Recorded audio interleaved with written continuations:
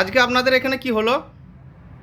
আমাদের এখানে গলসি বর্ধমান আব্দুল কালাম ওয়েলফেয়ার সোসাইটির পক্ষ থেকে প্রতি বছরের মতো এবছরও পবিত্র রমজান মাস উপলক্ষে ইফতার সামগ্রী এবং বস্ত্র দেওয়া হয় গরিব দুস্থ মানুষদের জন্য। আজকের ডেটটা কি জন্য বেছে নিলেন আপনারা? কারণ এটা হচ্ছে আজকে যেহেতু পবিত্র রমজান মাসে একটা জুম্মাবার, আর তাছাড়া আমাদেরও আজকে হিন্দুদের আজকে দোল পূর্ণিমার একটি পবিত্র দিন, একটা সাম্প্রদায়িক সম্প্রীতি বার্তা দেওয়ার জন্যই এই দিনটা বেছে নেওয়া। বাহ। আচ্ছা, আপনারা এই কী সামগ্রী আজকে দিলেন মানুষদেরকে?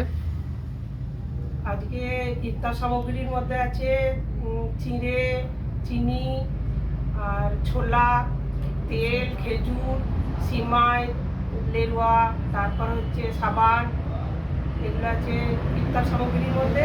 আর বস্ত্র স্ত্রী পুরুষ উভয়কেই দেওয়া হয়েছে। কতজন মানুষের হাতে তুলে দিলেন আপনারা? ইফতার সামগ্রী 80 জন মতো মানুষের হাতে তুলে দেওয়া হয়েছে, আর বস্ত্রাদি 40 জন মানুষ। আপনাদের এই সাহায্য সহযোগিতাগুলো কি আপনারা নিজেরা করেন না অন্য কোথা থেকে আসে? আমাদের এই এনজিওটি নিজেদের সদস্য পরিচালিতই একটি ছোট্ট এনজিও, আর আমাদের মেম্বাররা দিয়েছেন। তাছাড়াও সমাজের অনেক সহৃদয় শুভাকাঙ্ক্ষী মানুষ এগিয়ে এসছেন, তার জন্য সকলকে ধন্যবাদ। আপনি সমাজের মানুষের জন্য কি বার্তা দিতে চাইছেন?